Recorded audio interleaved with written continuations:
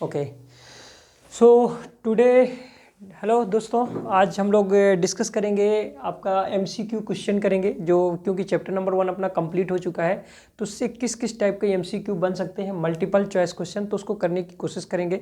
क्योंकि देखते हैं कि आपने कितना पढ़ा है, कितना आपका बेस स्ट्रांग है और किस किस टाइप के क्वेश्चन आपसे पूछे जा सकते हैं। ठीक है, तो 1 बाय 1 अपन डिस्कस करेंगे कि क्वेश्चन नंबर 1 बोलता है कि component are the factors, question पूछा जाता है component are the factors required to define the matter. Matter को डिफाइन करने के लिए कौन कौन से पैरामीटर की जरूरत होती है। ऑप्शन नंबर 1 दिया है आपके सामने mass, option number 2 volume, option number 3 moment of inertia, option number 4 all of the above. बताइए राइट आंसर क्या होगा। कि अगर किसी भी मैटर को आपको डिफाइन करना है तो आपको कौन कौन से पैरामीटर की जरूरत पड़ेगी। मास की जरूरत पड़ेगी ऑप्शन 1, ऑप्शन नंबर 2 आपका वॉल्यूम की जरूरत पड़ेगी, option number 3 moment of inertia की, option number 4 all of the above. Right answer आपका होगा option number D, all of the above. सभी चीज़ों की जरूरत पड़ती है टू डिफाइन द मैटर। मतलब मैटर क्या है, मैटर मतलब पदार्थ या द्रव्य। द्रव्य किसी भी चीज़ को आप बोल सकते हैं जो कि क्या करेगा, जिसके अंदर क्या होना चाहिए, कुछ ना कुछ मास होना चाहिए। ठीक है, मास मतलब द्रव्यमान, क्या होना चाहिए, द्रव्यमान। ठीक, दूसरी चीज़ वो कुछ ना कुछ वॉल्यूम एक्यूपाई करना चाहिए, ठीक है। तीसरी चीज़ उसमें मोमेंट ऑफ इनर्शिया होना चाहिए, मतलब इसे बोलते हैं जाड़त्व का नियम। जाड़त्व का नियम ये कहता है, क्या कहता है कि जब कोई चीज़ स्थिर अवस्था में होती है तो स्थिर ही रहती है, और कोई चीज़ अगर गतिमान अवस्था में है तो गतिमान अवस्था में ही रहती है जब तक उस पर कोई बाह्य बल ना लगाया जाए। ठीक है, तो ये मैटर को डिफाइन करने के लिए, पदार्थ को डिफाइन करने के लिए ये सभी पैरामीटर का होना जरूरी है। ठीक है, तो इस ऑप्शन में आपका आंसर नंबर क्या होगा, डी, मतलब ऑल ऑफ द एबव। ठीक, ऑप्शन क्वेश्चन नंबर 2 आपका पूछता है कि अगर आपका सिंगल पार्टिकल है ना, द स्टेटमेंट एक दिया हुआ है कि single particle is made up of, single particle is made up of किस चीज़ से मिलकर बना होता है, single particle is made up of, single particle किस चीज़ से मिलकर बना होता है। ऑप्शन नंबर 1 बोल रहा है कि particle is made up of more than one particle, particle is made up of, आपका क्या बोल रहा है, single particle is made up of only one particle, या particle is made up of infinite number of particles, या it's depend on the mass of the particle. ठीक है, तो राइट आंसर क्या होगा बताइए, आप लोग कमेंट कीजिएगा कि राइट आंसर क्या होगा। कमेंट करिए कि मतलब ये क्वेश्चन ये बोल रहा है कि अगर कोई मैटर है या पार्टिकल है तो वो किससे मिलकर बना होता है। A particle is made up of, या क्या वो सिंगल एक ही प्रकार के पार्टिकल से मिलकर बना होता है, या मोर देन वन पार्टिकल से मिलकर बना होता है, या बोल रहा है कि infinite number of tiny particle से मिलकर बना होता है, या चौथा ऑप्शन आपका बोलता है it's depend on the mass of the particle, कि पार्टिकल के मास पर डिपेंड करेगा कि कोई भी पार्टिकल किससे बना हुआ है, किससे मिलकर बना हुआ है। ठीक है, तो इसका राइट आंसर होगा आपका कि it's made up of infinite number of tiny particles, it's made up of infinite number of tiny particles. मतलब कोई भी पार्टिकल्स है तो किससे मिलकर बना होता है, infinite number of tiny particle, छोटे छोटे पार्टिकल से मिलकर बना होता है। जैसे एग्जाम्पल के लिए मान लेते हैं कि कोई भी एक कलर है, जैसे रेड कलर है तो, या ब्लैक कलर, रेड कलर है तो रेड कलर का एक बूंद अगर मान लीजिए आपके पास कलर है ना, एक बूंद कलर है ना, रेड कलर का है, आपके पास पानी की कोई टंकी है ना, 500 लीटर या 1000 लीटर की, आप इस एक बूंद को इस टंकी में यहाँ ड्रॉप कर देंगे इधर, तो पूरा जो टंकी का 500 लीटर पानी होगा ये क्या हो जाएगा, 500 लीटर पानी पूरा का पूरा क्या हो जाएगा, रेड कलर का हो जाएगा। मतलब क्या बोल रहा है कि ये जो पार्टिकल है, सिंगल पार्टिकल भी है तो किससे मिलकर बना होता है, ये infinite number of tiny particle से मिलकर बना होता है। तभी ना इसने क्या किया, पूरे जो आपके पास टब था, पूरे 500 लीटर की वाटर टैंक था, इसके पूरे पानी को क्या कर दिया, पूरा का पूरा रंगीन कर दिया। ठीक है, तो ये चीज़ हो गया। दूसरी चीज़, जब पार्टिकल की बात हो ही रही है तो पार्टिकल एक्चुअली किसी भी अगर मैटर है या क्रिस्टल स्ट्रक्चर है तो उसके अंदर जो आपके ये चीज़ रहता है, पार्टिकल्स होते हैं, पार्टिकल आपस में क्या रहते हैं, इधर उधर एक जगह से दूसरी जगह क्या करते रहते हैं, घूमते रहते हैं। क्या रहते हैं, घूमते रहते हैं। और दूसरी चीज़, इन पार्टिकल्स के बीच में क्या होता है, स्पेस होता है। ठीक है, क्या होता है, गैप होता है। ऐसा नहीं है कि पार्टिकल्स के बीच में गैप नहीं होता है या ये बहुत ज़्यादा डेंस होते हैं, ऐसा नहीं होता है। पार्टिकल्स के बीच में क्या होता है, गैप होता है। ठीक है, मतलब स्पेसिंग बिटवीन द पार्टिकल्स, है ना। दूसरा चीज़ है कि ये क्या करते रहते हैं, फिक्स एक पोजीशन में नहीं रहते हैं। ये क्रिस्टल स्ट्रक्चर के अंदर, मटेरियल के अंदर क्या करते हैं, मूव होते रहते हैं। ठीक है, तो ये चीज़ है। तो मतलब इसका सही आंसर क्या होगा कि अगर सिंगल कोई भी पार्टिकल है, एक ही पार्टिकल है, तो किससे मिलकर बना होता है, सिंगल पार्टिकल भी आपका infinite number of tiny particle, छोटे छोटे छोटे छोटे बहुत सारे पार्टिकलों से मिलकर बना होता है। ठीक है, तो ये आपका बेसिक कॉन्सेप्ट हो गया। अब आपका तीसरा चीज़ बोलता है, थर्ड चीज़ आपको दिख नहीं रहा होगा इधर नीचे, है ना, कुछ चीज़ें यहाँ पे लिखी हुई हैं कि इसमें क्या करना है, पॉसिबल एक परचेज पर्टिकुलर फील्ड दिस, है ना, डिपेंड ऑन द मास। हाँ, ये क्वेश्चन बोल रहा है कि मास of the particle, question number third है आपसे, मास of the particle at the centre of the earth will be. Question को ध्यान से समझिए, मास of the particle at the centre of the earth will be, मतलब इसके कहने का मतलब ये है कि कोई भी पार्टिकल है या कोई भी पदार्थ है ना, तो उसका जो मास है मतलब द्रव्यमान है, तो eight the centre of the अर्थ मतलब पृथ्वी के सेंटर में क्या होगा। ऑप्शन दिया हुआ है कि it's depend on the density of the particle, बोल रहा है कि पार्टिकल की डेंसिटी पर डिपेंड करेगा, मतलब डेंसिटी मतलब उसके पार्टिकल के घनत्व पर निर्भर करेगा। दूसरा चीज बोल रहा है it's depend on the mass of the particle, particle के मास पर डिपेंड करेगा। It's depend on the volume of the particles, कितना वॉल्यूम स्थान घेरता है वो पार्टिकल, उस पर डिपेंड करेगा। ये चौथा बोलता है आपका कि इट्स कांस्टेंट, कि ये बोल रहा है कि ये कांस्टेंट रहेगा। तो आप बताइए कि अगर कोई भी पार्टिकल है, कोई भी पदार्थ है, तो अगर उससे आपसे पूछा जाता है कि जो हमारी पृथ्वी है, अर्थ है, तो उसके सेंटर में उसका मास क्या होगा, क्या किस पैरामीटर पे डिपेंड करेगा, क्या उसके घनत्व पर डिपेंड करेगा, या क्या उसके किस पर डिपेंड करेगा, वॉल्यूम पर डिपेंड करेगा, या उसके मास पर डिपेंड करेगा, या बोल रहा है कि कांस्टेंट रहेगा। ठीक है, तो राइट आंसर दीजिए क्या होगा। इसका राइट आंसर होगा कि मास आपका क्या रहेगा, कांस्टेंट रहेगा। क्या रहेगा, मास of the particle at the centre क्या रहेगा, कांस्टेंट रहेगा। क्यों कांस्टेंट रहेगा, क्योंकि मैंने क्लास में आपको बताया था कि जो मास इज ऑलवेज कांस्टेंट। ठीक है, क्या मैंने बताया था कि मास इज ऑलवेज कांस्टेंट।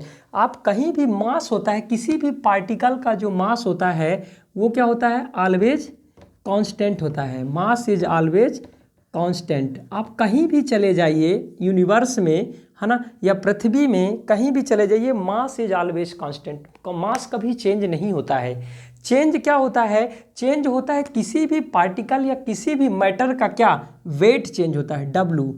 क्या चेंज होता है, वेट, वेट मतलब डब्लू, है ना, उसका भार चेंज होता है, भार, ना कि क्या चेंज होता है, मास। मास चेंज नहीं होता है, भार चेंज होता है, डब्लू। ठीक है, तो अब क्या बोल रहा है कि जो अब ये तो हो गया कि मास कभी चेंज नहीं होता है, वो ऑलवेज कांस्टेंट रहता है। चेंज क्या होता है, आप कहीं भी, मास अगर किसी भी पार्टिकल का है तो आप कहीं भी यूनिवर्स में चले जाइए, मंगल पे चले जाइए, बुध पे चले जाइए, कहीं भी चले जाइए, उस पार्टिकल को लेकर उसका जो मास होगा, द्रव्यमान होगा, वो क्या रहेगा, हमेशा कांस्टेंट रहेगा, एक जैसे, वो चेंज नहीं होता है।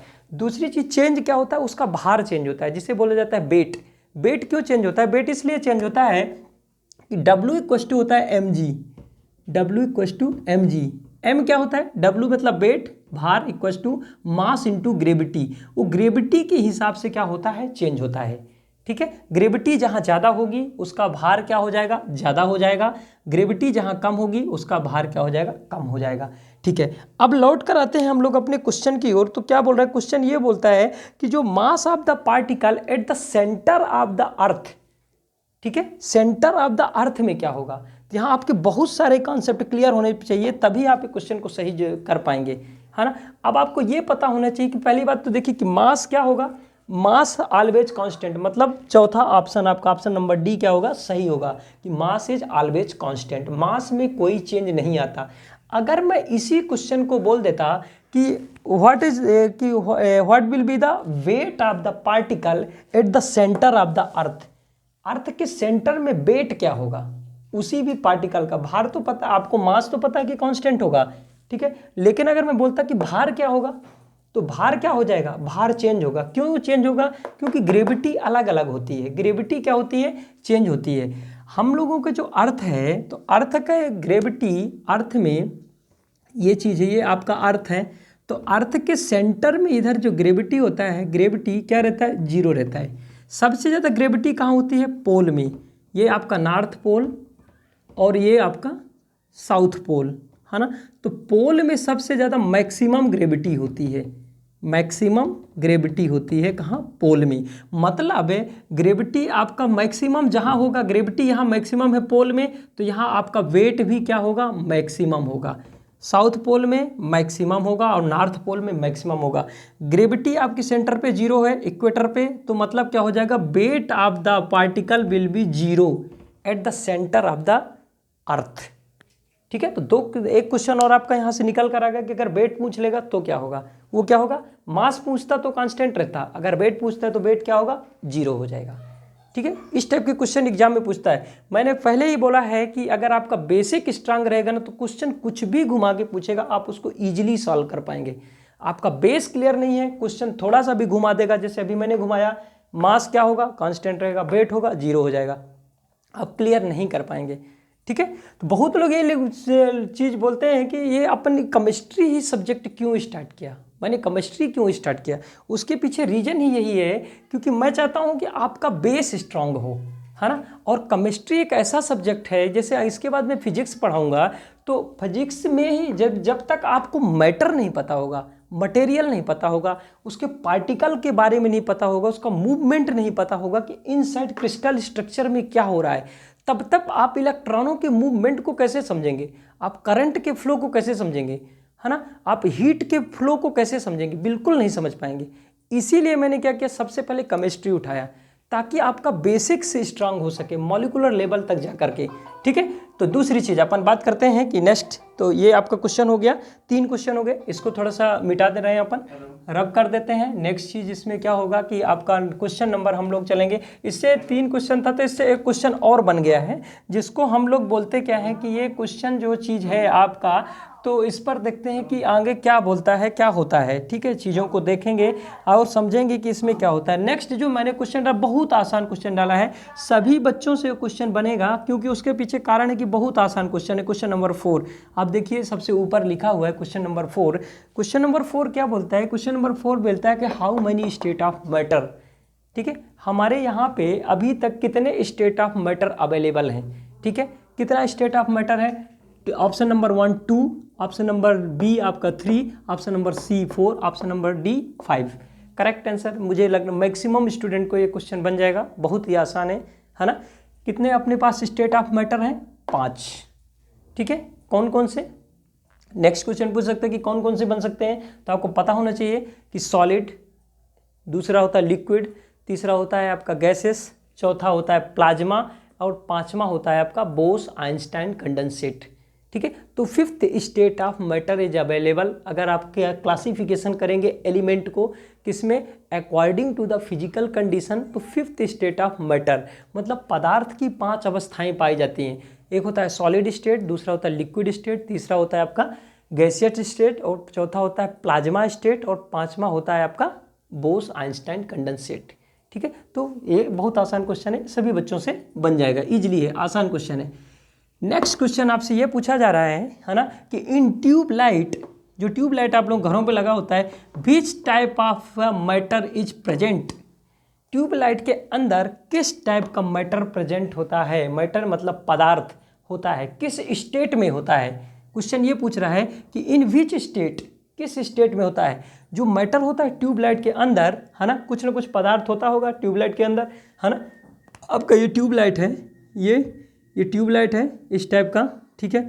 तब ये ट्यूबलाइट के अंदर कुछ ना कुछ मैटर होगा, पदार्थ होगा, भरा रहता है ना। तो ये किस स्टेट में रहता है ना, किस अवस्था में रहता है। ऑप्शन नंबर 1 दिया हुआ है आपका सॉलिड स्टेट में रहता है ना। ऑप्शन नंबर 2 दिया रहता है आपका लिक्विड स्टेट में रहता है ना। इसको छोड़ो अभी थोड़ा सा, ये क्वेश्चन नीचे लिखा हुआ है ट्यूबलाइट वाला, है ना।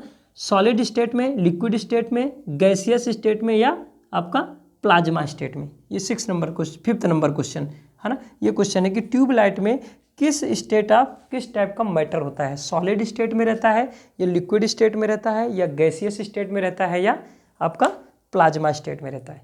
इसका कमेंट में आप लोग आंसर दीजिए कि क्या होगा, किस स्टेट में रहता है ना। इसमें मैक्सिमम स्टूडेंट गलती करेंगे, मुझे मालूम है, मैं इसीलिए जानबूझ के इसको दिया हूँ। बहुत लोग क्या करेंगे कि इसमें ट्यूबलाइट की किस स्टेट में रहता है, बहुत लोग इसको लिखेंगे कि गैसियस स्टेट में रहता है। ऑप्शन नंबर सी करेक्ट करेंगे, है ना। लेकिन ऑप्शन नंबर सी गलत है। जो स्टेट ऑफ जो मैटर होता है इसके अंदर, वो गैसियस फॉर्म में, गैस जरूर रहती है इसके अंदर, है ना। गैस जरूर रहती है। गैस यहाँ पे ट्यूबलाइट के अंदर आपका क्या रहता है, आर्गन गैस रहती है, आर्गन, है ना। आर्गन गैस रहती है। मुझे मालूम मैक्सिमम बच्चे यहाँ पे क्या करेंगे, बोलेंगे गैसियस स्टेट में रहती है, गैस रहती है, क्योंकि उसमें आर्गन गैस रहती है। सभी को पता है कि आर्गन गैस रहती है, लेकिन गलती करेंगे, है ना। आर्गन गैस रहती जरूर है, ठीक है। क्यों रहती है, क्योंकि ये आपका क्या है, इनर्ट गैस है ना। इनर्ट गैस है, इनर्ट गैस है, ठीक है। लेकिन इसके पीछे कॉन्सेप्ट ये है कि ये प्लाज्मा स्टेट में रहती है। किस में रहती है, प्लाज्मा स्टेट में रहती है। Option number 4 is correct. किस स्टेट में रहता है, प्लाज्मा स्टेट में रहता है। जो भी मैटर ट्यूबलाइट के आपके अंदर रहता है, जो गैस रहती है, किस स्टेट में रहती है, प्लाज्मा स्टेट। ये प्लाज्मा स्टेट क्या होती है, इसको भी समझने की कोशिश करते हैं। प्लाज्मा स्टेट में क्या होता है कि जैसे आपका कोई सॉलिड है, सॉलिड सबको पता है, लिक्विड सबको पता है और गैस सबको पता है। अब गैस के टेम्परेचर को आप क्या करिए, बढ़ाते जाइए। क्या करिए आप, इसको टेम्परेचर को इंक्रीज करते जाइए, इंक्रीज करते जाइए। एक ऐसा स्टेट मिलेगा आपको, एक ऐसा लेवल मिलेगा जहाँ से ये जो गैस होगी, है ना, चाहे आपका आर्गन गैस है, तो ये क्या होगा इसके अंदर कि ये पूरी तरह से आयनाइज्ड फॉर्म में आ जाएगी। किस में आ जाएगा, आयन के फॉर्म में, ठीक है। इसमें पॉजिटिव चार्ज आ जाएगा। क्या आ जाएगा, पॉजिटिव चार्ज। जब आप क्या करेंगे, किसी भी चीज़ को वो करेंगे, हीटअप करेंगे, हीटअप करते जाओ, करते जाओ, तो क्या हो जाएगा, पॉजिटिव चार्ज आ जाएगा, ठीक है। तो यही सेम फिनोमेना होता है। बहुत ज़्यादा हाई टेम्परेचर में उसको क्या कहते हैं, हीटअप किया जाता है। जब वो आयनाइज्ड हो जाती है, प्लाज्मा स्टेट में पहुंच जाती है। प्लाज्मा स्टेट मतलब ना तो आपको वो सॉलिड के फॉर्म में होती, ना लिक्विड के फॉर्म में होती, और ना ही गैसेस के फॉर्म में होती।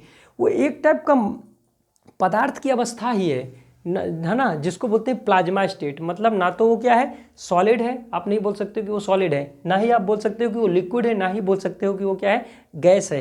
वो क्या है, वो एक अदर ही टाइप का मटेरियल आपका अवस्था है, जिसको बोलते हैं प्लाज्मा स्टेट, जिसमें क्या आयनाइज्ड फॉर्म है ना। अब ये क्या होता है, पॉजिटिव चार्ज आ जाते हैं, इसमें पॉजिटिव चार्ज रहता है। अब यहाँ से क्या किया जाता है कि इलेक्ट्रॉन फ्लो कराए जाते हैं, करंट। इलेक्ट्रॉन जो फ्लो करेगा तो वो क्या होता है, निगेटिव चार्ज होता है, सभी को पता है। अब यहाँ पे जब आके ये आपस में टकराते हैं, इसके इलेक्ट्रॉन और दोनों के इलेक्ट्रॉन, तो एक पॉजिटिव है और एक निगेटिव है। और जब पॉजिटिव और निगेटिव आपस में मिलते हैं तो क्या होता है, स्पार्किंग होता है, ठीक है। तो यहीं से कॉन्सेप्ट का जनरेशन हुआ आपके किसका, विजिबल लाइट का, ठीक है। तो ये बेस्ट एप्लीकेशन है, ठीक। नेक्स्ट क्वेश्चन अपन ये वाला देखते हैं। एक क्वेश्चन इधर ये बोलता है कि in case of a solution which statement is correct, है ना। ये बोल रहा है in case of a liquid which statement is correct. Liquid के केस में ये पूछता है कि कौन सा स्टेटमेंट करेक्ट है। ऑप्शन नंबर 1 बोल रहा है कि shape, size and volume are fix, ठीक है। Option number 2 only shape is fixed. Option number 3 only volume is fixed. Option number 4 it's depend on the liquid क्या कैरेक्टरिस्टिक्स, लिक्विड कैरेक्टरिस्टिक्स, लिक्विड की characteristics पर depend करता है। बताइए कि क्या होगा। लिक्विड के केस में बोल रहा है कोई भी अगर लिक्विड है ना, तो उसमें एक स्टेटमेंट दे रहा है कि इसमें क्या बोल रहा है कि क्या सही है। इसका बोल रहा है कि shape, size and volume are fix. Shape, size और वॉल्यूम क्या होता है, लिक्विड का फिक्स होता है ना। दूसरा बोल रहा है कि ओनली शेप इज फिक्स्ड, मतलब उसका शेप चेंज नहीं होता है लिक्विड का। तीसरा बोल रहा है ओनली वॉल्यूम इज फिक्स्ड, बोल रहा है कि वो जितना वो स्थान घेरेगा उतने ही स्थान घेरेगा, स्थान वॉल्यूम क्या होता है, फिक्स होता है। चौथा बोल रहा है कि it's depend upon the liquid, ठीक है, तो इसमें सही ऑप्शन क्या होगा आपका, it's A only volume is fixed. क्योंकि केस ऑफ लिक्विड्स, जब आप सॉलिड की बात करते हैं तो सॉलिड के केस में कोई भी सॉलिड चीज़ है, तो सॉलिड के केस में क्या होता था कि सॉलिड के केस में आपका सॉलिड कोई भी है तो उसका शेप, साइज एंड वॉल्यूम तीनों चीज़ क्या होता था, फिक्स रहता था। ठीक है, अब दूसरा चीज़ है तो लिक्विड। लिक्विड जैसे मान लीजिए आपका वाटर है ना, तो वाटर के केस में देखिए आप समझिए इसका क्या रहेगा, सिर्फ और सिर्फ वॉल्यूम फिक्स रहेगा। क्या रहेगा, सिर्फ और सिर्फ वॉल्यूम फिक्स रहेगा। Volume is fixed, volume is fix, volume fix रहता है। कैसे समझिए, शेप एंड साइज क्या होता है, चेंज होता है। Shape and size will be change, shape and size will be changed, will be changed. कैसे समझिए, मान लेते हैं कि 1 लीटर ऑफ वाटर है आपके पास, 1 लीटर ऑफ वाटर है, तो अगर 1 लीटर ऑफ वाटर है तो अगर मान लीजिए इसको किस में रखेंगे आप, किसी उसमें टब में रखेंगे, है ना, ये टब है, टब में इधर डाल दोगे तो ये किस शेप का बन जाएगा, टब के शेप का बन जाएगा। ठीक है, इस टाइप का, मतलब इसका शेप और साइज क्या हो गया, चेंज हो गया। बॉटल के अंदर अगर इसको रख देंगे आप लोग तो ये क्या हो जाएगा, बॉटल के फॉर्म का बन जाएगा। ठीक है, क्या हो जाएगा, बॉटल के फॉर्म का बन जाए, जिस टाइप का बॉटल होगा उसी टाइप का वो शेप ले लेगा। मतलब शेप क्या होता है, लिक्विड का चेंज होता है अकॉर्डिंग टू जिस पर वो आप क्या करते हैं, रखते हैं। लेकिन क्या मेरे को एक चीज़ बताइए कि क्या इसका वॉल्यूम चेंज हो रहा है क्या, ये 1 लीटर ऑफ वाटर है, चाहे आप इसको टब में डालिए तो 1 लीटर 1 ही लीटर रहेगा, है ना, अगर चाहे बॉटल में रखिए तब भी 1 लीटर रहेगा, उतने ही वॉल्यूम घेरेगा, उतने ही स्थान घेरेगा। तो वॉल्यूम इज फिक्स्ड, वॉल्यूम क्या होता है, फिक्स होता है। ठीक है, तो ये चीज़ है। नेक्स्ट क्वेश्चन अभी डिस्कस करेंगे फर्दर क्या होता है। तो इस टाइप के क्वेश्चन आपसे पूछे जाएंगे, तो अगर बेसिक्स क्लियर रहेगा ना तो कुछ भी क्वेश्चन घुमा के पूछेगा, उससे आपको कोई दिक्कत नहीं, कोई टेंशन लेने की कोई ज़रूरत नहीं है। आप सभी क्वेश्चन को क्या करेंगे, ईजिली सॉर्ट आउट करेंगे। ठीक है, ईजिली, चाहे वो कुछ भी पूछे, किसी तरह भी घुमा के पूछे, क्योंकि आपका बेस स्ट्रांग है, आप चीज़ों को घुमा नहीं पाएगा, आपका बेस क्लियर है, आप उसको ईजिली सॉर्ट आउट कर पाएंगे। ठीक है, तो फर्दर अभी आपको 4-5 क्वेश्चन और कराना है। तो अभी एक चीज़ है, सॉरी डिस्टर्ब हो रहा है।